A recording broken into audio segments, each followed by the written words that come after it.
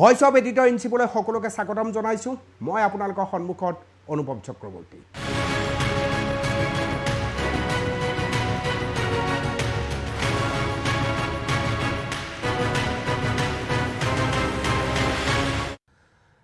দিনটোৰ সবাতোকৈ চৰ্চিত খবৰৰ টোপোলালৈ প্ৰতিনিশা মই আপোনালোকৰ সন্মুখত আহোঁ আজিৰ দিনটোৰ সবাতোকৈ চৰ্চিত যি খবৰৰ টোপোলা সেই খবৰৰ টোপোলাৰ প্ৰথমটো স্থানৰ নিশ্চিতভাৱে আন্তঃৰাষ্ট্ৰীয় স্তৰৰ খবৰ আছে প্ৰিয় দৰ্শক আপোনালোকে ইতিমধ্যে অনুভৱ কৰিছে যে আন্তঃৰাষ্ট্ৰীয় স্তৰত ভাৰত চীন আৰু ৰাছিয়া একত্ৰিত হোৱাৰ পিছতেই সাংহাই সহযোগী সংস্থাত প্ৰধানমন্ত্ৰী নৰেন্দ্ৰ মোদী জিনপিং আৰু ভ্লাদিমিৰ পুটিন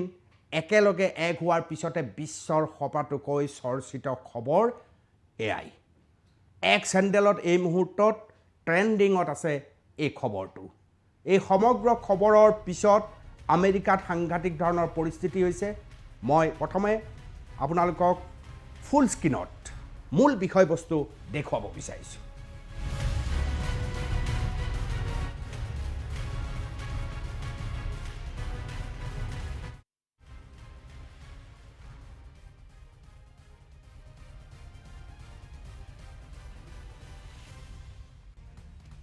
আমেৰিকাৰ ফেডাৰেল কোৰ্টে শুল্ক নীতিক লৈ দিলে ডাঙৰ ৰায় গুৰুত্বপূৰ্ণ খবৰ 24 ঘণ্টা পূৰ্বৰ খবৰ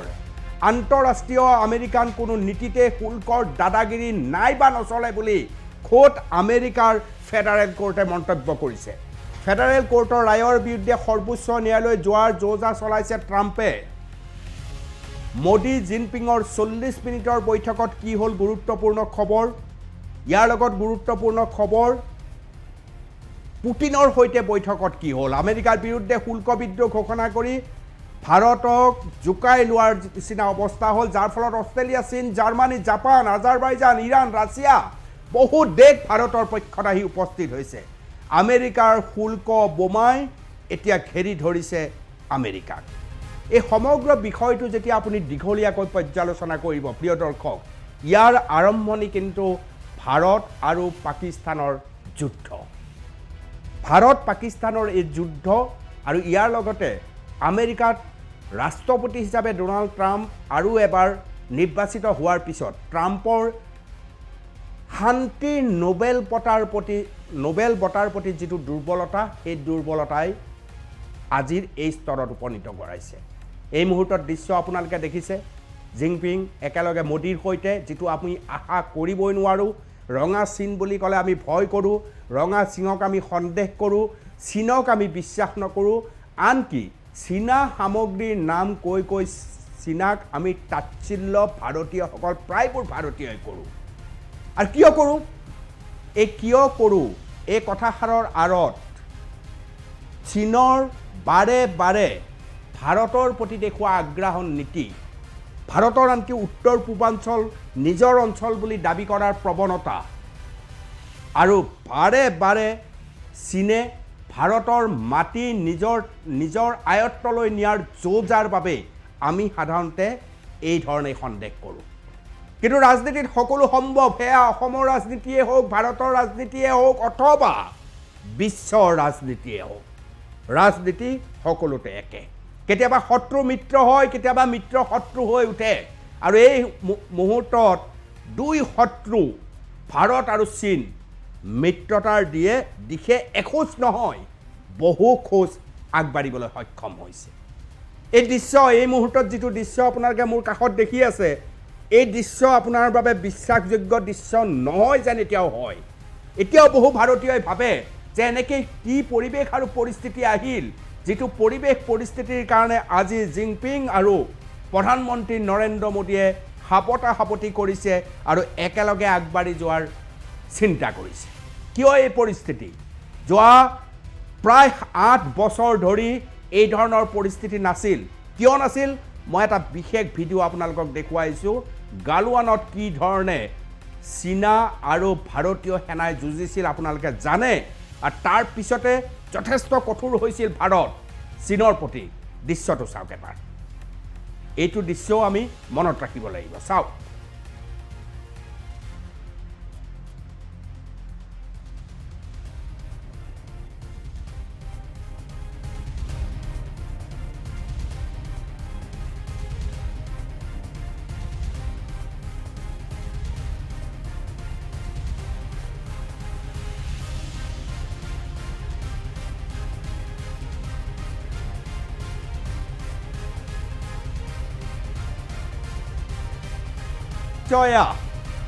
আৰু এই ধৰণে উভতি ধৰিছিল ভাৰতীয় সেনাই সমূহ সমৰত লিপ্ত হৈছিল চীনা আৰু ভাৰত এই পৰিৱেশ আৰু এই পৰিস্থিতিত কোনো সপোনত ভবা নাছিল আমি এই দৃশ্যৰ মাজত মই তিনিটা দৃশ্য যদি আপোনালোকক দেখুৱাও মই মাজত থাকি বাওঁফালে যদি মই দেখুৱাও এই মুহূৰ্তত চীনত প্ৰধানমন্ত্ৰী নৰেন্দ্ৰ মোদী কেনেকৈ উপস্থিত আছে আৰু সোঁফালে 2018 চনৰ এইখন ছবি তিনিটা দৃশ্য আকাশ পাতাল প্ৰভেদৰ লেখীয়া এক দৃশ্য এই দৃশ্য বহুতৰ বাবে বিশ্বাসযোগ্য দৃশ্য নহয় এয়া আপোনালোকে দেখিবলৈ সক্ষম হৈছে বাওঁফালে 2018 চনৰ ছবি আৰু 2025ত এই মুহূৰ্তত আপোনালোকে দেখিবলৈ সক্ষম হৈছে প্ৰধানমন্ত্ৰী নৰেন্দ্ৰ মোদী আৰু জিনপিং একেলগে কেৱল একেলগেই নহয় প্ৰধানমন্ত্ৰী নৰেন্দ্ৰ মোদী যেতিয়াই চীনলৈ যাবলৈ সাজু হৈছিল ব্যাপক আদৰণি জনোৱা হৈছিল যেতিয়াই গৈ উপস্থিত হৈছিল চীনত ব্যাপক আদৰণি জনোৱা হৈছিল আৰু উল্লাস উদ্দীপনা আপোনালোকে দেখিবলৈ সক্ষম হৈছে ভ্লাদিমিৰ পুটিন জিনপিং আৰু একে সময়তে নৰেন্দ্ৰ মোদী এই ছবিখনৰ মাজত আন এখন ছবি আছে মই আপোনালোকক দেখুৱাই আছোঁ খন্তেক সময়ৰ পাছত আৰু সেই ছবিখন এইকাৰণে দেখুৱাব খুজিছোঁ কাৰণ ডোনাল্ড ট্ৰাম্পে যি ধৰণৰ ভূমিকা গ্ৰহণ কৰিছে ইয়াৰ মূল কাৰণটো কিন্তু ভাৰত আৰু পাকিস্তানৰ যুদ্ধ ভাৰত আৰু পাকিস্তানৰ যুদ্ধ এই সোঁফালৰ যিটো দৃশ্য দেখি আছে তাত নৱাব শ্বৰীফ চাহাবো উপস্থিত আছে পাকিস্তানৰ নেতৃত্ব লৈ কিন্তু শ্বৰীফৰ অৱস্থাটো এবাৰ মই আপোনালোকক দেখুৱাই দিছোঁ আন এটা দৃশ্যৰ জৰিয়তে এই চৰ্চা আৰু আলোচনাত য'ত আমি হাঁহি মুখে প্ৰধানমন্ত্ৰী নৰেন্দ্ৰ মোদীক দেখিছোঁ জিনপিঙক দেখিছোঁ পুটিনক দেখিছোঁ তাতেই খন্তেক সময়ৰ পাছত এটা ৰঙা চিঙৰ মাজত আপোনালোকে দেখিবলৈ সক্ষম হ'ব নৱাব শ্বৰীফক তাত নৱাব শ্বৰীফো উপস্থিত আছিল কিন্তু ইতস্ত বোধ কৰা এটা পৰিৱেশত আছিল কাৰণ খুব মুকলি এই মুহূৰ্তত পাকিস্তান আৰু আমেৰিকাৰ মাজত যিটো সৌহাৰ্দ্যপূৰ্ণ সম্পৰ্ক এই সম্পৰ্কৰ নৰূপ আপোনালোকে দেখিবলৈ সক্ষম হৈছে পাকিস্তানক উৎসাহিত কৰিবলৈ আৰু ভাৰতক অৱদমন কৰিবৰ বাবে আমেৰিকাৰ ৰাষ্ট্ৰপতি ডোনাল্ড ট্ৰাম্পে কৰিছিল কি যে পাকিস্তানৰ আৰ্মি চিফক পৰ্যন্ত হোৱাইট হাউচলৈ মাতি নিছিল পৰৱৰ্তী সময়ত বিভিন্ন ধৰণে আমেৰিকাই পাকিস্তানক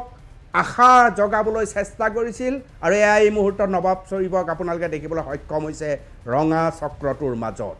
নিসংগ অকলশৰীয়া কি কৰোঁ কি নকৰোঁ এই পৰিৱেশৰ মাজত নৱাব শ্বৰীফ ৰৈ আছে আৰু তেওঁৰ সন্মুখেদিয়ে পুটিন আৰু মোদী একেলগে পাৰ হৈ গুচি যোৱাৰ দৃশ্য আপোনালোকে চাওক এয়া গুচি গৈছে চাওক নৱাব শ্বৰীফৰ অৱস্থা কাৰণ নৱাব শ্বৰীফে কি কৰিব এতিয়া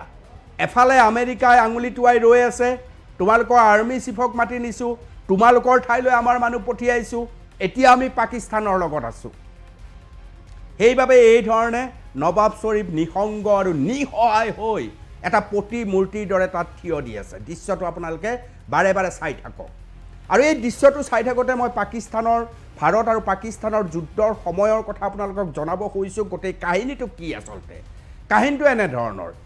যিহেতু ডোনাল্ড ট্ৰাম্পে বিশ্বৰ শান্তি স্থাপনৰ মূল নায়ক হৈ শান্তিৰ নোবেল বঁটা বুটলিবলৈ ইচ্ছা প্ৰকাশ কৰিছিল গতিকে তেওঁ হঠাৎ ঘোষণা কৰিলে যে ভাৰত আৰু পাকিস্তানৰ যি যুদ্ধ বিৰতি হৈছে সেয়া কেৱল মোৰ মধ্যস্থতাৰ বাবে হৈছে ভাৰতে ক'লে নহয় আমিতো মধ্যস্থতা নিবিচাৰোঁৱেই তথাপি ট্ৰাম্পে এৰি দিয়া নাই ট্ৰাম্পে ইটোৰ পিছত সিটো টুইট কৰিছে এক্স হেণ্ডেলত মন্তব্য কৰি বাৰে বাৰে দাবী কৰিছে হয় ভাৰত পাকিস্তানৰ যি যুদ্ধ এই মুহূৰ্তত আপোনালোকে বিৰতিত দেখিছে তাৰ কাৰণ মই আৰু মই অৱশেষত প্ৰধানমন্ত্ৰী নৰেন্দ্ৰ মোদীয়ে সন্মুখৰ পৰা ইয়াৰ প্ৰশ্নৰ উত্তৰ দিব লগা পৰিস্থিতি হ'ল কাৰণ ৰাহুল গান্ধী সমন্বিতে ইণ্ডিয়াই বাৰে বাৰে সংসদৰ ভিতৰত প্ৰধানমন্ত্ৰী নৰেন্দ্ৰ মোদীক এই বিষয়ে প্ৰশ্ন উত্থাপন কৰিছিল আৰু প্ৰধানমন্ত্ৰী নৰেন্দ্ৰ মোদীয়ে খোলাকৈ কৈছিল যে আমাৰ দেশৰ সমস্যাৰ ক্ষেত্ৰত কোনো মধ্যস্থতাৰে প্ৰয়োজন নাই আমেৰিকা বহুত দূৰৰ কথা লগে লগে ইগো প্ৰব্লেম আহি গ'ল লগে লগে ট্ৰাম্পৰ খং উঠিল আৰে মোৰ প্ৰিয় বন্ধু আছিল নৰেন্দ্ৰ মোদী আজি প্ৰিয় বন্ধুৱে মোৰ কথা শুনা নাই কাৰণ আপোনালোকে জানে সাম্ৰাজ্যবাদী আগ্ৰাসনৰ আটাইতকৈ ডাঙৰ শক্তিটোৰ নাম হৈছে আমেৰিকা আমেৰিকাই নিজকে ছুপাৰ পাৱাৰ হিচাপে সদায় দাবী কৰি আহিছে ছুপাৰ পাৱাৰৰ ছুপাৰ নেতাই কথা ক'ব আৰু নৰেন্দ্ৰ মোদীয়ে নুশুনিব ই কেনেকৈ সম্ভৱ গতিকে ট্ৰাম্পৰ ইগোত লাগিল ইগোত লগাৰ পিছত পৰৱৰ্তী পৰ্যায়ত পাকিস্তানক যিমানলৈ পাৰি সিমানলৈ সহযোগ কৰিবলৈ চেষ্টা কৰিলে আমেৰিকাই পাকিস্তানক যিমান সহযোগ কৰিবলৈ চেষ্টা কৰিলে সিমানেই প্ৰধানমন্ত্ৰী নৰেন্দ্ৰ মোদী পুৰণি বন্ধু ভ্লাদিমিৰ পুটিনৰ কাষ চাপিবলৈ আৰম্ভ কৰিলে আপোনালোকৰ অৱগত আজিৰ তাৰিখতো ভাৰতবৰ্ষৰ কোনোবা মানুহক যদি সোধা হয় ভাৰতৰ নিকট বন্ধু আচলতে কোন আমেৰিকা নে ৰাছিয়া বেছিভাগ মানুহে আমেৰিকা মাইনাছ কৰিব আৰু ৰাছিয়া বিশ্বাসযোগ্য এখন দেশ বুলি সদায় উল্লেখ কৰি আহিছে আৰু এই বিশ্বাসযোগ্যতাৰ প্ৰতীক সোভিয়েট ৰাছিয়াই বহুবাৰ বহু ধৰণে ভাৰতৰ ক্ষেত্ৰত প্ৰমাণ কৰি থৈছে গতিকে আমেৰিকাই শুল্ক নীতিৰ পৰ্ব আৰম্ভ কৰিলে প্ৰথমতে 25% শুল্ক তাৰপিছত 50% শুল্ক লগালে ক'ত লগালে শুল্ক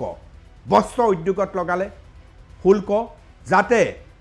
ঘৰুৱা উৎপাদন ভাৰতৰ ঘৰুৱা উৎপাদনে মাধমাৰ খায় আৰু আমেৰিকালৈ যোৱালৈকে বস্ত্ৰ উৎপাদনকাৰীসকল যাতে কাঙাল হৈ পৰে তাৰ বাবে হেঁচা প্ৰয়োগ কৰি 25% প্ৰথমতে তাৰপিছত 50% শুল্ক ব্যৱহাৰ কৰিলে চতুৰ আমেৰিকাই এই ক্ষেত্ৰত কিন্তু ঔষধৰ যিখন বজাৰ সেই বজাৰত কিন্তু এই শুল্ক নীতি প্ৰয়োগ নকৰিলে আনকি ইলেক্ট্ৰনিক যিখন বজাৰ সেই বজাৰখনতো শুল্ক নীতি প্ৰয়োগ নকৰিলে কাৰণ আজিৰ তাৰিখত দৃঢ় বাস্তৱ আমি কওঁ যে আমেৰিকা হৈছে এনে এখন দেশ ছুপাৰ পাৱাৰ কিন্তু জানেনে আপোনালোকে প্ৰায় 65% প্ৰয়োজনীয় ঔষধ আমেৰিকালৈ ভাৰতৰ পৰা যায় কি যায় সাধাৰণ জ্বৰ ডায়েবেটিছ কেঞ্চাৰ সকলো প্ৰকাৰৰ ঔষধ ভাৰতৰ পৰা যায় আমেৰিকালৈ কৰোনা কালৰ সময়ত আপোনালোকে সকলোৱে জানে সেই সময়ত ভাৰতে কেনেকৈ আমেৰিকাক ঔষধ প্ৰদান কৰিছিল কৰোনাৰ ঔষধ প্ৰদান কৰিছিল গতিকে ঔষধটো অতি নিত্য ব্যৱহাৰ্য অতি প্ৰয়োজনীয় আমেৰিকাৰ বাবে গতিকে তাত শুল্ক লগোৱা নাই আপোনালোকে ইতিমধ্যে জানে স্মাৰ্টফোনৰ যিখন বজাৰ সেই বজাৰত এতিয়া দ্বিতীয় শক্তিধৰ দেশ হিচাপে ভাৰত সন্মুখলৈ আহিছে আৰু সেই কাৰণে ইলেক্ট্ৰনিক যি বস্তু তাত শুল্ক লগোৱা নাই আমেৰিকাই কিন্তু বস্ত্ৰ উদ্যোগত আমেৰিকাই শুল্ক লগাই 50% শুল্ক লগাই ভাৰতবৰ্ষৰ বস্ত্ৰ উদ্যোগৰ গোটেই ধাৰাটোক ধ্বংস কৰিবলৈ চেষ্টা কৰিলে আমেৰিকাৰ দাবী কি আমি এই কথাটো জনা ভাল কিয় আমেৰিকাৰ ভাৰতৰ ওপৰত খং উঠিছে আমেৰিকাই ভাৰতক কৈছে যে তোমালোকে কোনো কাৰণত সোভিয়েট ৰাছিয়াৰ পৰা তেল কিনিব নোৱাৰা তেওঁলোকৰ পৰা তেল কিনাৰ অৰ্থ হ'ল তেওঁলোকে পইচা পাব ধন পাব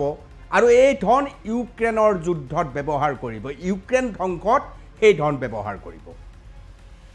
কিন্তু জেলেন্সকিয়ে ইতিমধ্যে হোৱাইট হাউচত কেনেকৈ ডোনাল্ড ট্ৰাম্পৰ কাষত বহি আঙুলি টুৱাইছিল বিশ্বৰ চাৰিওফালে খবৰ বিয়পি পৰিছিল সেয়াও আপোনালোকে জানে ক'ত ডোনাল্ড ট্ৰাম্প ক'ত জেলেন্সকি অথচ সেই জেলেন্সকিয়ে চকুত হৈ ট্ৰাম্পক কৈছিল যে আপুনি যি ক'ব তাকেই মই শুনি ল'ম সেয়া কথা হ'ব নোৱাৰে ট্ৰাম্পৰ নীতি কি ট্ৰাম্প বিশ্বগুৰু হ'ব লাগে শান্তিৰ নোবেল বঁটা পাব লাগে গতিকে ৰাছিয়া ইউক্ৰেনৰ যুদ্ধ সমাপ্ত কৰিব লাগে ভাৰত পাকিস্তানৰ যুদ্ধ সমাপ্ত কৰিব লাগে ইজৰাইল আৰু ইৰাণৰ যুদ্ধ সমাপ্ত কৰিব লাগে আৰু প্ৰতিখন যুদ্ধ সমাপ্তৰ ক্ৰেডিট ট্ৰাম্পৰ কাষলৈ যাব লাগে যাৰ কাৰণে ট্ৰাম্পে লাভ কৰিব শান্তিৰ নোবেল বঁটা কিন্তু হতে বিপৰীত হৈছে বিচাৰিছিল যে তাৰ বিপৰীত দিশত গতি কৰিছে এই মুহূৰ্তত আমেৰিকাৰ এই ধৰণৰ অহংকাৰৰ বাবেই ট্ৰাম্পৰ নোবেল বঁটা পোৱাৰ লোভে আজি ভাৰতৰ আটাইতকৈ ডাঙৰ শত্ৰু চীনৰ কাষত লৈ গৈছে। দৃশ্য আপোনালোকে এই মুহূৰ্তত দেখি আছে কেনেকৈ পুটিনৰ সহযোগত জিনপিঙৰ কাষত প্ৰধানমন্ত্ৰী নৰেন্দ্ৰ মোদী। জিনপিঙে প্ৰায় 5টা বিশেষ প্ৰস্তাৱ আগবঢ়াইছে। এই প্ৰস্তাৱত কি আছে? খুব ডাঙৰ বিষয় নাই এই প্ৰস্তাৱত। জিনপিঙে যি প্ৰস্তাৱ দিছে প্ৰধানমন্ত্ৰী নৰেন্দ্ৰ মোদীক, সেই প্ৰস্তাৱত আছে ভাৰত আৰু চীনৰ সম্পৰ্ক অধিক গভীৰ আৰু সৌহাৰ্দ্যপূৰ্ণ কৰিব লাগে। পৰ্যটন ক্ষেত্ৰত ভাৰত আৰু চীনে কাম কৰিব পাৰে। ভাৰত আৰু চীনৰ মাজত বিমান উৰণৰ প্ৰক্ৰিয়া আৰম্ভ কৰিব লাগে ইত্যাদি ইত্যাদি ইত্যাদি। তাৰ মাজত প্ৰধানমন্ত্ৰী নৰেন্দ্ৰ মোদীয়ে দিয়া এটা প্ৰস্তাৱ হ'ল যে সীমাৰ ক্ষেত্ৰত ভাৰত আৰু চীনৰ মাজত যি যুদ্ধস্তৰ পৰিস্থিতি সেয়া হাম কাটিব লাগে আৰু চীনে বাৰে বাৰে ভাৰতৰ ভূখণ্ডক যে তেওঁলোকৰ মানচিত্ৰত অংকন কৰি লয় সেয়া বন্ধ কৰিব লাগে। চীনে বহু পৰিমাণে সন্মত হোৱাৰ ইংগিত ইতিমধ্যে পোৱা গৈছে। গতিকে আজিৰ তাৰিখত ভাৰত আৰু চীনৰ সম্পৰ্ক গভীৰৰ পৰা গভীৰতৰ দিশলৈ গৈছে আৰু সেইফালে আমেৰিকাৰ সৈতে ব্যৱধান বাঢ়ি বহু দূৰলৈ গৈছে। 3 শক্তিধৰ দেশ, এফালে ৰাছিয়া, আনফালে চীন, মাজত ভাৰত, 3 শক্তি, এছিয়াৰ শক্তি যদি এক হ'বলৈ হয় তেতিয়াহ'লে ডোনাল্ড ট্ৰাম্পৰ বাবে এক ভয়ংকৰ পৰিস্থিতি হ'ব পাৰে। এই শুল্ক নীতিয়ে এক প্ৰকাৰ শুল্ক নীতিৰ বোমাই ট্ৰাম্পক উৰুৱাই নিয়াৰ সম্ভাৱনা আছে, যাৰ ফলশ্ৰুতিত যাৰ ৰূপত আমি ইতিমধ্যে আমেৰিকাত দেখিবলৈ সক্ষম হৈছোঁ। প্ৰথমবাৰৰ বাবে আমেৰিকাৰ নিম্ন আদালতে ফেডাৰেল কোৰ্টে শুল্ক নীতিৰ ওপৰত চৰ্চা আৰম্ভ কৰে। চৰ্চা আৰম্ভ কৰি যুক্তি বঢ়াই কয় শেষত যে আমেৰিকাৰ কোনো আন্তঃৰাষ্ট্ৰীয় নীতিত শুল্ক নীতিক ঢাল হিচাপে ব্যৱহাৰ কৰাৰ উদাহৰণ নাই। শুল্ক নীতি প্ৰয়োগ কৰিব পাৰে, কিন্তু দেশে দেশে যদি অথন্তৰ হয়, অৰ্থ অৱস্থাৰ যদি মন্দা অৱস্থা সন্মুখলৈ আহে তেতিয়াহ'লে সেয়া কাম আমেৰিকাই কৰিব নোৱাৰে। আদালতে সেই ৰায় দিয়া নাই। ফেডাৰেল কোৰ্টৰ এই সিদ্ধান্তৰ পিছত সমগ্ৰ আমেৰিকাত হৈচৈ আৰম্ভ হ'ল, কোলাহল আৰম্ভ হ'ল। আমেৰিকাৰ ইলেক্ট্ৰনিক মিডিয়া, আমেৰিকাৰ ছপা মাধ্যম, আমেৰিকাৰ নাগৰিক, হোৱাইট হাউচৰ সাংসদে প্ৰশ্নৰ ওপৰত প্ৰশ্ন উত্থাপন কৰিলে ডোনাল্ড ট্ৰাম্পক। কিন্তু ট্ৰাম্প, সকলোৱে জানে, ট্ৰাম্পে যেতিয়া মূধচত উঠে কোনো কাৰণত তললৈ নামি নাহে। এই মুহূৰ্তত ট্ৰাম্পে কৈছে যে আমি সৰ্বোচ্চ ন্যায়ালয়লৈ যাম, কোনো কাৰণত শুল্ক নীতিৰ ইফাল সিফাল কৰা নহ'ব। হোৱাইট হাউচৰ পৰা প্ৰধানমন্ত্ৰী নৰেন্দ্ৰ মোদীক বাৰে বাৰে ফোন লগাবলৈ চেষ্টা কৰিছে, নতুন দিল্লীত ফোন লগাবলৈ চেষ্টা কৰিছে, চীনত ফোন লগাবলৈ চেষ্টা কৰিছে। অহা খবৰ মতে, আন্তঃৰাষ্ট্ৰীয় সূত্ৰ মতে এই মুহূৰ্তলৈকে মোদী আৰু ট্ৰাম্পৰ মাজত ফোনতো বাৰ্তালাপ হোৱা নাই। ইয়াৰ ফলত ছেপ্টেম্বৰত আন এক ডাঙৰ বৈঠক অনুষ্ঠিত হোৱাৰ কথা আছিল, য'ত আমেৰিকা উপস্থিত থকাৰ কথা, য'ত চীনৰ আগ্ৰাসনৰ বিৰুদ্ধে সিদ্ধান্ত লোৱাৰ কথা আছিল। কিন্তু যিহেতু ভাৰতে চীনৰ লগত এই ধৰণৰ সম্পৰ্ক ৰক্ষা কৰিলে, গতিকে আমেৰিকাই শেহতীয়াভাৱে জনাইছে ছেপ্টেম্বৰত অনুষ্ঠিত হ'বলগীয়া এই বৈঠক তেওঁলোকে নাযায়। এই সিদ্ধান্ত বাতিল হৈছে। ইয়াৰ মাজেদি ট্ৰাম্পে লাহে লাহে আমেৰিকাৰ মানুহৰেই বিৰোধৰ মুখামুখি হ'বলগীয়া হৈছে। যেনেকৈ আমি দেখিছিলোঁ প্ৰথম পৰ্যায়ত এই সমগ্ৰ মন্দা অৱস্থাটোৱে ভাৰতক কোঙা কৰি পেলোৱাৰ যিটো সম্ভাৱনা দেখা গৈছিল, মাষ্টাৰ ষ্ট্ৰোক মাৰিছিল ট্ৰাম্পে। তাৰপিছত ইণ্ডিয়াকে ধৰি বিভিন্ন ৰাজনৈতিক দলে তীব্ৰ সমালোচনা কৰিছিল বিজেপি তথা মিত্ৰ দলক, অৰ্থাৎ NDA।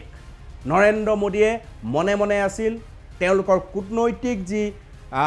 যি জাল তৈয়াৰ হৈছিল সেই জালৰ বিষয়ে ঘুণাক্ষৰেও কোনেও গম পোৱা নাছিল। আৰু অৱশেষত আজিৰ তাৰিখত ভাৰতত মোদীৰ বিৰোধ কমি আহে, কিন্তু আমেৰিকাত বাঢ়িবলৈ আৰম্ভ কৰে। এই মুহূৰ্তত আমেৰিকাত ৰাজপথতো মানুহ ওলাই অহাৰ খবৰ পোৱা গৈছে। আমেৰিকাৰ নাগৰিকৰ দাবী ভাৰতৰ ক্ষেত্ৰত যি ধৰণৰ পৰিস্থিতি সৃষ্টি কৰিলে তাৰ কাৰণে আমেৰিকাবাসীও সাংঘাতিক এক পৰিস্থিতিৰ মাজত কৰিছে, সাংঘাতিকভাৱে মূল্যবৃদ্ধি হ'বলৈ ধৰিছে। বছৰ বছৰ ধৰি ভাৰতৰ দ্বাৰা উৎপাদিত ঔষধ, ভাৰতৰ দ্বাৰা উৎপাদিত কাপোৰ কানি ব্যৱহাৰ কৰি তেওঁলোকৰ এক অভ্যাসত পৰিণত হৈছে আৰু সেই অভ্যাসত এক ডাঙৰ আঙুলি চাপ পেলাই দিছে ট্ৰাম্পে। গতিকে বিৰোধ আৰম্ভ হৈছে আৰু ইয়াৰ ফলত আন্তঃৰাষ্ট্ৰীয় স্তৰৰ ৰাজনীতিয়ে সলনি হৈ যোৱাৰ সম্ভাৱনা আছে। নহ'লেনো অষ্ট্ৰেলিয়াই মুকলিকৈ মোদীক সমৰ্থন কৰেনে? জাপানটো আছে, জাপান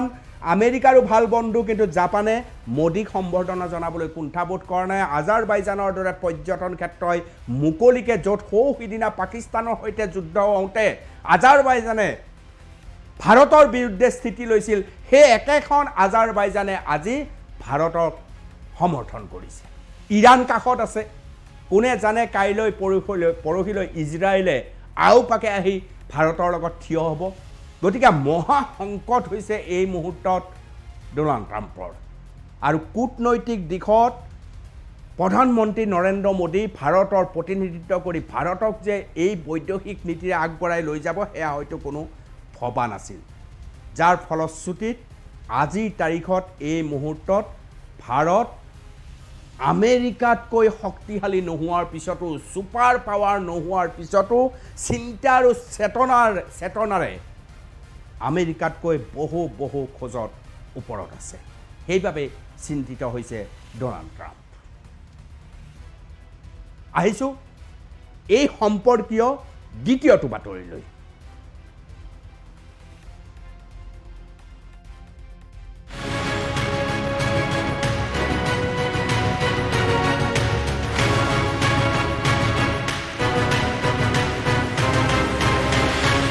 চমুকৈ খবৰটো টিকটকৰ কথা আপোনালোকে সকলোৱে জানে।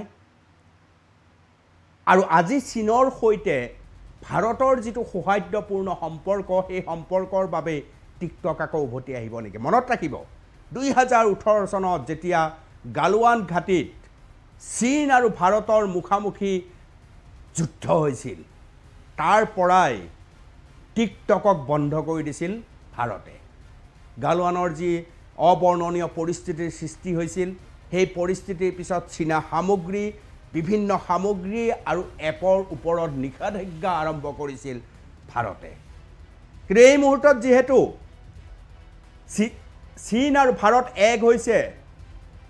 মোদী আৰু জিনপিঙৰ মাজৰ কাষৰ পৰা হাঁহি আৰু কৰ্মৰ্দন আৰম্ভ হৈছে। গতিকে ভবা হৈছে যে লাহেকৈ লাহেকৈ আহি যাব নেকি টিকটক। টিকটক টিকটক টিকটক টিকটকৰ কথা যোনে জানে, যিয়ে বুজে, তেওঁলোকে উপলব্ধি কৰে টিকটকে কেনেকৈ ভাৰতৰ মানুহক এক প্ৰকাৰ উন্মাদ কৰি তুলিছিল। এটা সময় আৰু পৰিৱেশ আৰু পৰিস্থিতি আহিছিল, টিকটক নহ'লে থাকিব নোৱাৰে ভাৰতৰ মানুহে। এই এপ ভাৰতৰে আছিল নে চীনৰ আছিল ধৰিবই নোৱাৰি। বিশ্বৰ নিযুত মানুহে এই মুহূৰ্ততো টিকটক ব্যৱহাৰ কৰে। আজিৰ তাৰিখত আপুনি ফেচবুকত যিটো ৰিলছ দেখিবলৈ সক্ষম হয়, সেই ৰিলছ আচলতে টিকটকৰ বস্তু। টিকটক যেতিয়া ভাৰতত বন্ধ হৈ গ'ল, প্ৰভূত লোকচানৰ মুখামুখি হ'ল চীন, আৰু জুকাৰবাৰ্গৰ বাবে ই এক ভাল খবৰ আছিল, যাৰ কাৰণে ফেচবুকত ৰিলছ সোমাই আহিছিল। আৰু আজিৰ তাৰিখত ফেচবুকত সামাজিক মাধ্যমৰ ৰিলছৰ ভূমিকাও আপোনালোকে জানে। কিন্তু যদিহে টিকটক আহি যায়, তেতিয়াহ'লে ৰিলছত আমি দেখা সেই অসহনীয় দৃশ্য, বহুতৰ বাবে অসহনীয় দৃশ্য হয়তো নোহোৱা হৈ যাব পাৰে ফেচবুকত। আহিব পাৰে নেকি টিকটক? অহাৰ সম্ভাৱনা সাংঘাতিকভাৱে বৃদ্ধি পাইছে, কাৰণ ইলেক্ট্ৰনিক যি সামগ্ৰী, সেই সামগ্ৰী উৎপাদনৰ ক্ষেত্ৰত ভাৰতৰ গুৰুত্বপূৰ্ণ স্থান আছে। তাত যদি লাহে লাহে লাহে চীনেও সহযোগ কৰিবলৈ আৰম্ভ কৰে, তেতিয়াহ'লে টিকটকৰ প্ৰৱেশো নিশ্চিত হ'ব পাৰে। মাজত এটা খবৰ ওলাইছিল যে টিকটক ভাৰতলৈ আহিছে। খবৰ এইকাৰণে ওলাই আহিছিল কাৰণ প্ৰধানমন্ত্ৰী নৰেন্দ্ৰ মোদী চীনলৈ যাব, সেই কথা চীনে ইতিমধ্যে আগতীয়াকৈ গম পাইছিল। কাৰণ এটা নিয়ম নীতিমতে আগতীয়াকৈ খবৰ দিব লাগে, নিৰাপত্তাৰ প্ৰশ্ন আছে। তেতিয়াই হঠাৎ খবৰ ওলাইছিল টিকটক আহি আছে আকৌ এবাৰ ভাৰতলৈ। অৰ্থাৎ ভাৰতে টিকটকৰ টিকটক যেনেকৈ বন্ধ কৰি দিছিল খুলি দিবলৈ আগবাঢ়িছে আৰু আজিৰ তাৰিখত যিহেতু প্ৰধানমন্ত্ৰী নৰেন্দ্ৰ মোদী আৰু জিনপিঙৰ মাজত ইমান ওচৰৰ কাষৰ সম্পৰ্ক স্থাপন হৈছে আৰু ব্যৱসায়িক লেনদেন বাণিজ্যিক চুক্তিৰ প্ৰসংগ আছে অৰ্থ অৱস্থা গতিশীল কৰিবৰ কাৰণে দুয়োখন দেশে গুৰুত্ব ভূমিকা গ্ৰহণ কৰাৰ প্ৰসংগ আছে গতিকে ক'ব নোৱাৰি হয়তো কাইলৈ পৰহিলৈ টিকটক আহি যাব পাৰে যদিহে টিকটক আহে তেতিয়াহ'লে সেই টিকটক নোহোৱাৰ বাবে এক প্ৰকাৰ অৱসাদত ভাগি পৰা কোটি কোটি ভাৰতীয়ৰ নতুন উশাহ হ'ব পাৰে আৰু এই উশাহৰ যোগেদি যোগাৰ বাৰ্গৰ বাবে নতুন আঘাত হ'ব পাৰে অৰ্থাৎ ফেচবুকত ৰিলছৰ গুৰুত্ব কমি আহিব পাৰে টিকটকলৈ মানুহে গমন কৰিব পাৰে আৰু আপোনাৰ মোৰ নিচিনা বহুত এনে লোক আছে যে ফেচবুকৰ ৰিলছ দেখি দেখি মূৰ গৰম হৈ যোৱাসকলে সাময়িক সকাহ পোৱাৰ সম্ভাৱনাও আছে এয়া হৈছে টিকটকৰ খবৰ লৈ আহিছোঁ লৈ যাম এতিয়া তৃতীয়টো খবৰলৈ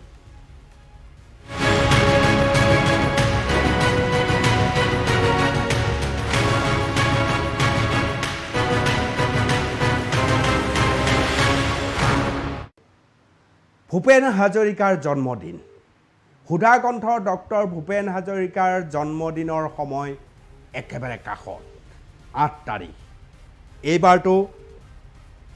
ডক্টৰ ভূপেন হাজৰিকাৰ জন্ম শতবাৰ্ষিকী চৰকাৰৰ দ্বাৰা পৰিচালিত হৈছে আপোনালোকে সকলোৱে জানে ডক্টৰ ভূপেন হাজৰিকা সুধাকণ্ঠ বুলিলে আমি কি অনুভৱ কৰোঁ সেয়া আমি সকলোৱে অনুভৱ কৰোঁ আজি মই ডক্টৰ ভূপেন হাজৰিকাৰ এটি আপুৰুগীয়া সাক্ষাৎকাৰ আপোনালোকক দেখুৱাম সাক্ষাৎ গ্ৰহণ কৰিছিল আপোনালোকৰ পৰিচিত প্ৰাক্তন ডিজিপি তথা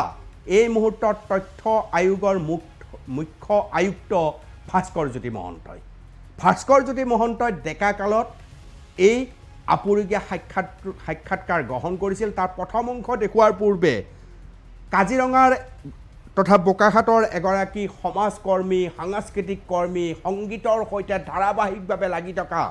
সত্যেন বৰঠাকুৰৰ সৈতে মই আপোনালোকক কথা পতাব এইকাৰণে বিচাৰিছোঁ আজি যিটো সাক্ষাৎকাৰ মই আপোনালোকৰ সন্মুখত দেখুৱাম সেই সাক্ষাৎকাৰ সামাজিক মাধ্যমত সত্যেন বৰঠাকুৰে দিছিল সত্যেন বৰঠাকুৰ এগৰাকী অভিজ্ঞ লোক ডক্টৰ ভূপেন হাজৰিকাৰ অন্যতম শিষ্য বুলি ক'লেও ভুল কৰা নহয় সংগীতৰ চৰ্চাত ধাৰাবাহিকভাৱে লাগি থকা এজন মানুহ হৈছে সত্যেন বৰঠাকুৰ এই মুহূৰ্তত ফোন লাইনত মোৰ লগত সংযোজন হৈ আছে সত্যেন বৰঠাকুৰদেৱ স্বাগতম জনাইছোঁ নেচনেলীৰ মজিয়াত আৰু আপোনাক জনাবলৈ পাই সুখী হৈছোঁ খন্তেক সময়ৰ পাছতে ভাস্কৰজ্যোতি মহন্ত আৰু সুধাকণ্ঠ ভূপেন হাজৰিকাৰ যিটো সাক্ষাৎকাৰ যিটো ক্ৰিয়াদংশ আপুনিও প্ৰকাশ কৰিছে তাক আমি দেখুৱাবলৈ লৈছোঁ এই সাক্ষাৎকাৰটোৰ যোগেদি সত্যেন বৰঠাকুৰ আপুনি কেনেধৰণৰ অভিজ্ঞতা অৰ্জন কৰিছে অকণমান জানিব বিচাৰিম সত্যেন বৰঠাকুৰ নমস্কাৰ অনুপম চক্ৰৱৰ্তী হয় ক'বলৈ সুযোগ দিয়াৰ বাবে বহুত বহুত ধন্যবাদ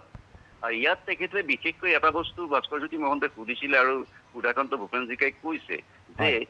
তেখেতৰ জীৱনত ৰূপকৰ জ্যোতিপ্ৰসাদ আগৰৱালাৰ সান্নিধ্য কিমান আৰু তেওঁ কৈছে যে প্ৰতি ক্ষেত্ৰত তেওঁ জ্যোতিপ্ৰসাদৰ সান্নিধ্য পাইছিল আৰু তেওঁ এটা কথা বৰ হেৰিভাৱে স্বীকাৰ কৰি থৈ গৈছে যে শংকৰদেৱৰ পিছত শ্ৰেষ্ঠ যিজন ব্যক্তি সেইজনে হ'ল জ্যোতিপ্ৰসাদ আগৰৱালা আৰু তেখেতে কৈছে যে তেখেতৰ লগত যদি কম্পেয়াৰ কৰিবলগীয়া কোনো মানুহ আছে সেইজন হ'ল পল্লৱচন্দ তাৰ বাদে বেলেগ আন কোনো নাই এতিয়া তেখেতে কৈছে যে তেখেতে কেতিয়া জ্যোতিপ্ৰসাদ আগৰৱালাই কোনোবা এটা গীত ৰচনা কৰিছে ৰচনা কৰি গীতটো ৰচনা কৰিছে আৰু ৰচনা কৰাৰ পিছত তাত এটা সুৰ দিছে জাষ্ট এটা দিয়াৰ পিছত বিষ্ণুৰাভালৈ আগবঢ়াই দিছে বিষ্ণুৰাভাই তাক কৈছে যে তুমি ইয়াত এটা হেৰি দিয়া ইয়াত মানে জুমুঠিটো বনাই দিছো তুমি ইয়াৰ ওপৰত এটা ৰূপ গ্ৰহণ খানা আৰু সেইটো কোৱাৰ পিছত বিষ্ণুৰাভালৈ আগবঢ়াই দিছে যে তুমি গীতটো গোৱা আৰু তেনেকেই গাইছে তাৰপিছতে কিছুমান গীত আছিলে যে সুৰৰে হেৰি কিছুমান গীতত তেখেতক লগত লৈ বহুৱাই গান শিকাই আগবঢ়াই লৈ গৈছে আৰু বিশেষকৈ কাৰেঙৰ লিগিৰি যেতিয়া লিগিৰি গীতখিনি গীতখিনি পুনৰ যেতিয়া বাণীবদ্ধ কৰে, বিশেষকৈ জয়মতীখন যেতিয়া হেৰিয়াৰ কাৰণে চাউণ্ড চিষ্টেমটোৰ কাৰণে বেয়া হোৱাৰ কাৰণে জয়মতীখন যেতিয়া বিফল হ'ল, তেখেতে কাৰেঙৰ লিগিৰি গীতখিনিৰ জৰিয়তে আকৌ পুনৰ সেই গীতখিনি জনসাধাৰণৰ মাজলৈ উলিয়াই আগবাঢ়িছিলে। সেইখিনি কৰোঁতে জ্যোতিপ্ৰসাদ আগৰৱালাই ভূপেন হাজৰিকাক লগত লৈ সেই আটাইখিনি গীত ভূপেন হাজৰিকাই গোৱাই পেলাই তেখেতক আগবঢ়াই দিছিল। তেখেতে এটা কথা কৈছিলে যে ভূপেন হাজৰিকাই কেতিয়াও ৰূপকোঁৱৰ জ্যোতিপ্ৰসাদ আগৰৱালাই কনফিউজন কৰা নাছিলে, ফিউজন কৰিছিল। মানে পাশ্চাত্যৰ লগতে অসমৰ লোক সংস্কৃতিৰ এনেকুৱা এটা সমন্বয় ঘটাইছিল য'ত সম্পূৰ্ণ এটা নতুন বা অসমীয়া তত্ত্ব তাত হেৰি কৰিছিল। আৰু তেখেতে কৈছে যে জ্যোতিপ্ৰসাদৰ সান্নিধ্য বা তেখেতৰ জ্যোতিপ্ৰসাদৰ অৱদান অসমীয়া জীৱনত কেতিয়াও পাহৰিব নোৱাৰে। আৰু তেওঁ টোটেলি অসমীয়া। আৰু তেওঁ কেতিয়াও কৈছিল যে তেওঁ কেতিয়া কোনো অৰ্ডিনেৰী গায়ক, গীতিকাৰ বা চিনেমা পৰিচালক নাছিল। তেওঁ এটা বস্তু কৰিছিল আৰু তাক মানে সম্পূৰ্ণ তাক অসমীয়া এটা ৰূপ দিবলৈ গৈছিল। ইভেন তেওঁ ৰামায়ণ মানে শিশুসকলৰ ৰামায়ণ লিখিবলৈ যাওঁতেও এই ৰামায়ণৰ বনানীখনো তেওঁ অসমৰ আমাৰ বাঁহাতল এইখনিহে আনি দিছে তাত। গতিকে এই কথাখিনি সঁচাকৈ খুব মোৰ আপ্লুত হৈছিল তেখেতৰ কথাখিনি। আৰু ভাস্কৰজ্যোতি মহন্তই ইমান এটা সুন্দৰ হেৰি তেখেতৰ পৰা ল'লে আৰু এক আপুৰুগীয়া সম্পদ। বৰঠাকুৰ ডাঙৰীয়া, এতিয়াৰ প্ৰজন্মই এনেধৰণৰ সাক্ষাৎকাৰ শুনাটো খুব বেছি প্ৰয়োজন, যিসকলে সাহিত্য সংস্কৃতিৰ বাবে নিজক উৎসৰ্গিত কৰিছে বা জাতীয় দায়বদ্ধতাৰ বাবে ভাবে এতিয়াৰ প্ৰজন্মই যিসকলে। হয়, নিশ্চয়। বিশেষকৈ মই আজি কিছুদিন ধৰি ভূপেন হাজৰিকাৰ এই বিষয়সূচী গীত থকাৰ মূল কাৰণটো হ'ল নতুন প্ৰজন্মই জানক যে আমাৰ ভূপেন হাজৰিকা কি আছিল, আমাৰ জ্যোতিপ্ৰসাদ কি আছিল, এইখিনি জনাৰ খুব প্ৰয়োজন। ভূপেন হাজৰিকাই কৈছিলে যে বহাগত জাতিয়ে স্নান কৰে মলিয়ন বস্ত্ৰ সলায়, কিন্তু আজিকালি বহাগত আমাৰ অসমীয়াৰ কাপোৰ সলাই পেলাই বোকাত লেখিলে কিমান নিৰ্লজ্জ কথা। কিন্তু যদি আমাৰ ল'ৰা ছোৱালীখিনিয়ে ভূপেন হাজৰিকাক জানে, ভূপেন হাজৰিকাৰ গীত মাত অধ্যয়ন কৰে, তেতিয়াহ'লে অন্ততঃ অসমৰ ল'ৰা ছোৱালীখিনি যদি এই হয় কৈ যাওক। হয়, গতিকে এই কথাখিনি কি হৈছে জনাটো খুব দৰকাৰ। আজি যেনেকে তেখেতে বাৰ্লিনত গৈ কি হৈছিল,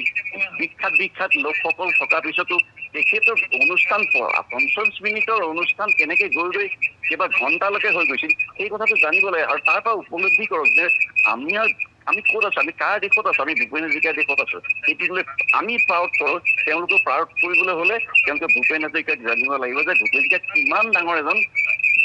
ব্যক্তি আমাৰ কাৰণে, আমাৰ অসমীয়া জাতি, অসমীয়া মানে গৌৰৱৰ থলী, আমাৰ পৰিচয় হয়। গতিকে তেখেতক জানিবলৈ হ'লে এনেকুৱা কথাখিনি জনাটো খুব প্ৰয়োজন। বৰঠাকুৰ ডাঙৰীয়া, বহুত বহুত ধন্যবাদ জনাইছোঁ আপুনি মতামত দিয়াৰ বাবে। এয়া আছিল সত্যেন বৰঠাকুৰ,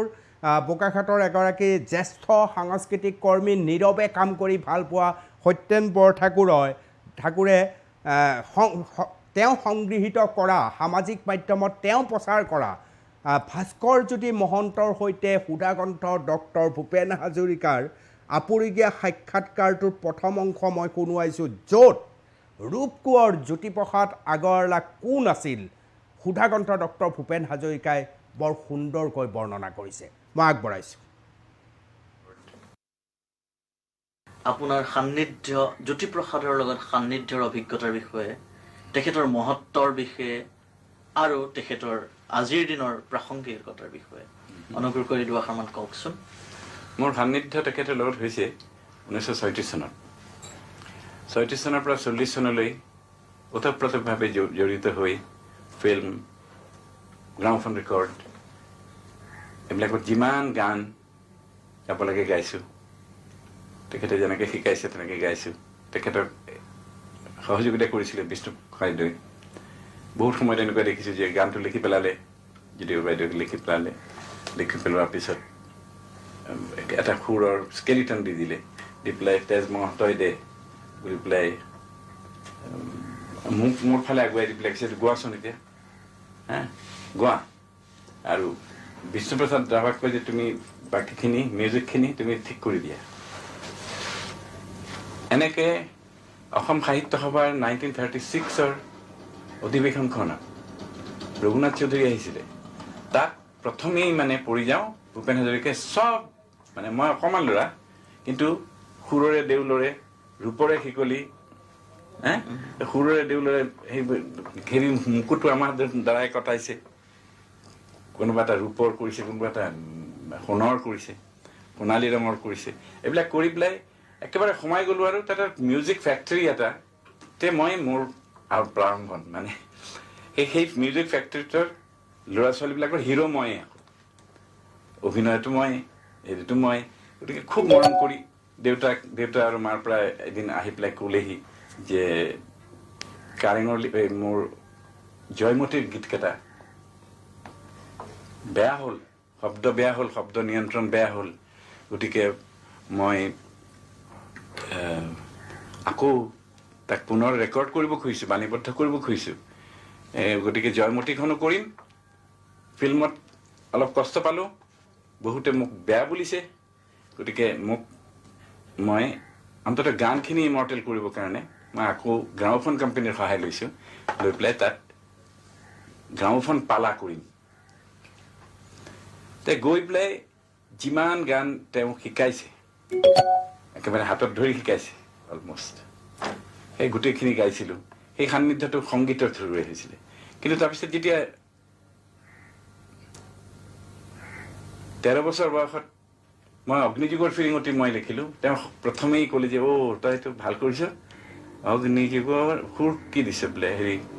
অগ্নিযুগৰ ফিৰিঙতি মই তাতো আকৌ আই নামৰ সুৰ এটা মইহে কাৰণ অনুপ্ৰাণিত হৈছোঁ অগ্নিযুগৰ ফিৰিঙতি মই ৰাম ৰাম তুলসীৰে তল এইটো কিন্তু আমি ইনফ্লুৱেঞ্চ হৈছোঁ জ্যোতি ককাইদেউৰ হেৰিৰ পৰা আৰু তেখেতে যিবিলাক দিছিলে সেইবিলাক মই অলপ পিছত ক'ম সুৰৰ উদাহৰণ দি পেলাই মই পিছত ক'ম তেওঁৰ লোকসংগীতৰ ধাৰাৰ কি প্ৰভাৱ পৰিছে বৰগীতৰ কি প্ৰভাৱ পৰিছে স্কটিছ টিউনবিলাকৰ কি পৰিছে এইবিলাক মই পিছত ক'ম এতিয়া খালি ক'ব ওলাইছোঁ এইটোৱেই যে তেওঁ বহুমুখী প্ৰতিভাৰ মানুহ আছিলে তেওঁ অৰ্ডিনেৰী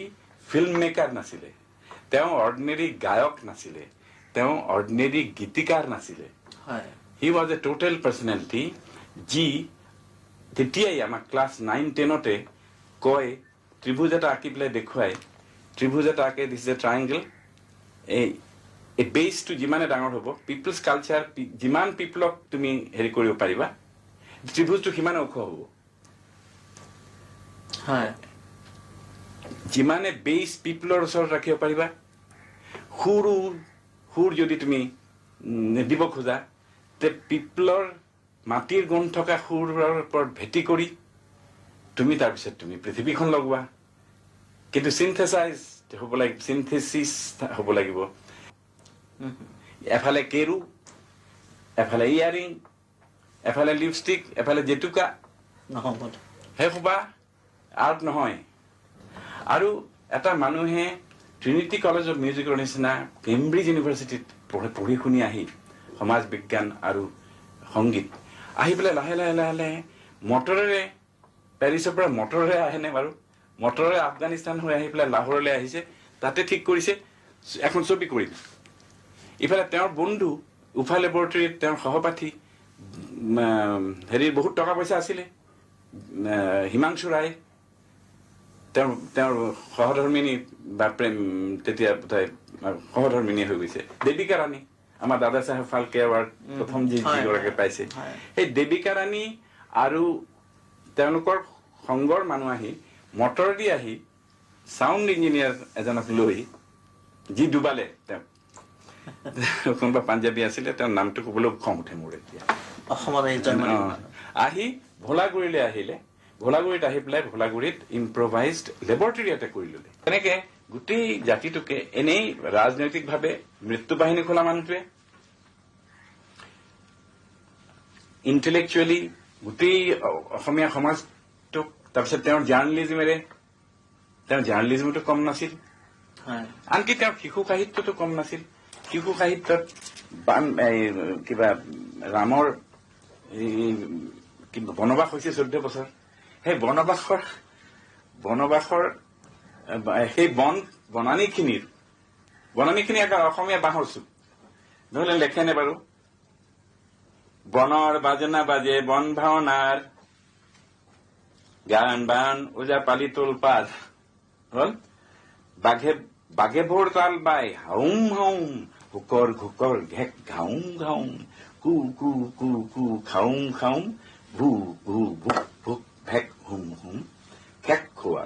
খোক খোৱা এনেকে গোটেই আমাৰ বাঁহৰ তলখন যেন বনানি হৈছিল তাত অসমীয়া কৰিব খুজিছিল। তাৰপিছত ইফালে হেৰিয়ে আমাৰ এডৱাৰ্ড দি এইথ,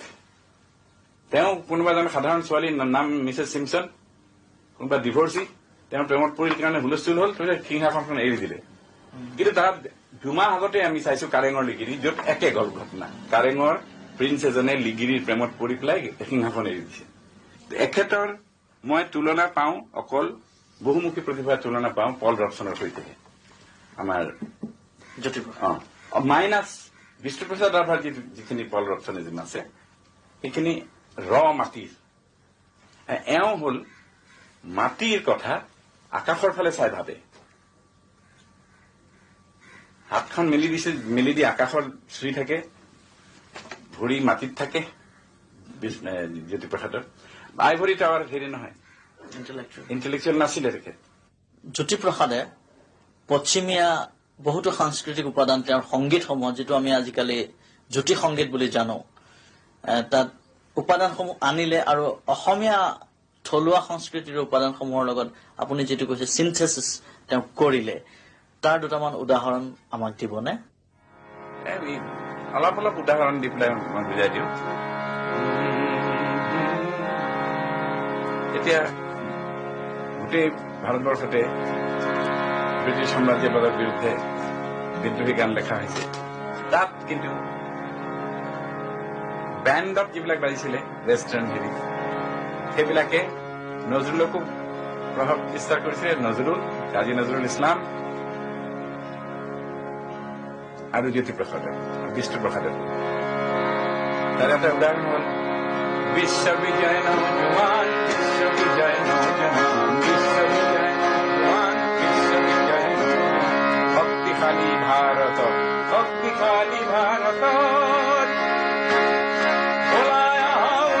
আহা সন্তান তুমি বিপ্লৱৰ, বিশ্ববিজয় নৌজৱান, বিশ্ববিজয় নৌজৱান, বিশ্ববিজয় নৌজৱান, বিশ্ববিজয় নৌজৱান।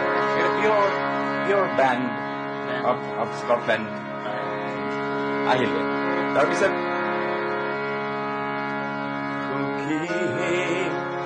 এইটো মোৰ খুব ভাল লাগে। পাশ্চাত্য আৰু প্ৰাচ্যৰ সুৰৰ কি বিউটিফুল সংমিশ্ৰণ, আৰু আঙুলি সঞ্চালন এটা নোটৰ পৰা আন এটা নোটলৈ যোৱা, যাক ৰোলিং কয়।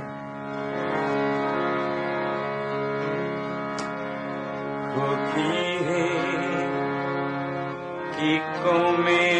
দুখৰে কথা,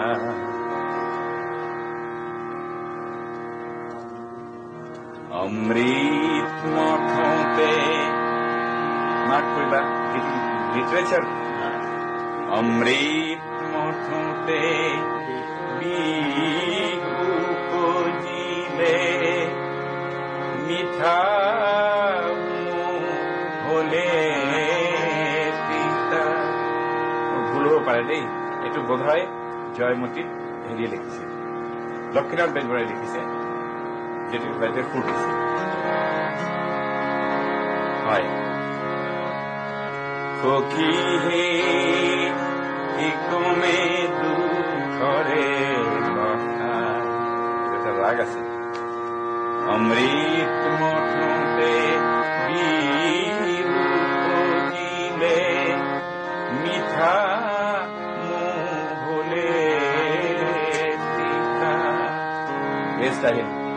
মালতীৰ সখী কপাল দিল লালু গলে পাহি খুলি,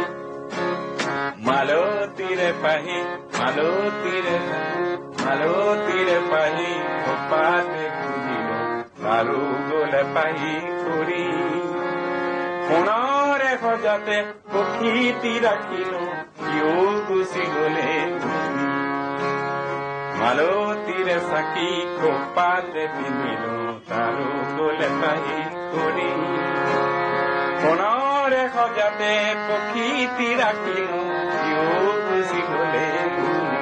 আৰু ৱেষ্টাৰ্ণ সাজতে তগৰ ফুলে পাই সন্ধিয়াৰে পাপাই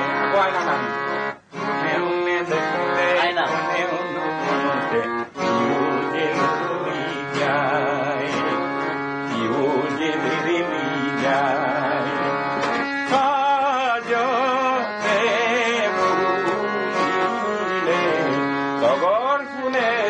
পাই সন্ধিয়াৰে পাপাই কোনে উনে দেখোতে কোনে নুশুতে ইও যে লিৰিলি যায় কোনে উনে দেখোতে কোনে নুশুতে ইও যে লিৰিলি যায় মই আশা কৰোঁ জ্যোতিপ্ৰসাদৰ সোঁৱৰণি যেন এৰেলি নাযায় ভূপেন দা শেষ প্ৰশ্ন তেওঁৰ নৃত্যশৈলীসমূহৰ আধাৰ কি আছিল তেওঁ কনফিউজন নকৰি ফিউজন কৰিছিলে তেতিয়া উদয় শংকৰে ক্ৰিয়েটিভ ডান্স দেখুৱাই পৃথিৱী জয় কৰিছে আমাৰ কামৰূপীয়া অনুসন্ধান সমিতি নহয় কামৰূপীয়া নৃত্য সংঘ বুলি সুৰেশ গোস্বামী বিষ্ণুপ্ৰসাদ ৰাভা প্ৰদীপ চলিহা বিমলা প্ৰসাদ চলিহা আদি অৰ্জুন হয় এনেকে নাচি পেলাই আমি কলিকতালৈ লৈ যায় বম্বেলৈ লৈ যায় কোনোবা গজেন বৰুৱাকে ইণ্ডোনেছিয়া পালেগৈ তেতিয়া নতুন ক্ৰিয়েশ্যনৰ হেৰি হৈছে তেওঁ জয়মতীত তেওঁ নিজেই নাচি দিলে জাপি নাচৰ এটা সৃষ্টি কৰিলে তাত অলপমান বাগৰুম্বা হে বাগৰুম্বা বড়ো বড়ো নগা ৰিদমো ললে লৈ পেলাই ঘাটে এইটো ললে ঘাটে কি ঘাটে মেনু মুৰলি বজাই ৰামকান এইটো কৰি কেতিয়াবা তাত সংগ দিছে বড়োৰ কিন্তু কথাটো কি তেওঁ গোৱাৰ নাছিল গোটেই পৃথিৱীৰ ভালখিনি আনি পেলাই আমাৰ অসমৰ মাটিতে আকৌ নতুনকৈ এটা নতুনভাৱে প্ৰস্ফুটিত কৰাব খুজিছিলে আৰু তাত তেওঁ সঁচাকৈ এটা পৰম্পৰা দি গ'ল আমি হেৰিৰ পিছতেই শংকৰদেৱৰ পিছতেই ডেফিনেটলি জ্যোতিপ্ৰসাদক পায় দৃশ্য আপোনালোকে দেখিলে আৰু এই আপুৰুগীয়া সাক্ষাৎকাৰটো আমি এইকাৰণে প্ৰকাশ কৰিছোঁ প্ৰিয় দৰ্শক জন্ম শতবাৰ্ষিকী আহি আছে 8 ছেপ্টেম্বৰলৈ নেশ্যন এনিয়ে আপোনালোকক ডক্টৰ ভূপেন হাজৰিকা সম্পৰ্কীয় দৃশ্য শ্ৰব্য আমি আপোনালোকক শুনাই থাকিবলৈ চেষ্টা কৰিম শুনোৱাবলৈ চেষ্টা কৰিম কাৰণ এতিয়াৰ প্ৰজন্মৰ বাবে ই বৰ প্ৰয়োজন আহিছোঁ অন্তিমটো খবৰলৈ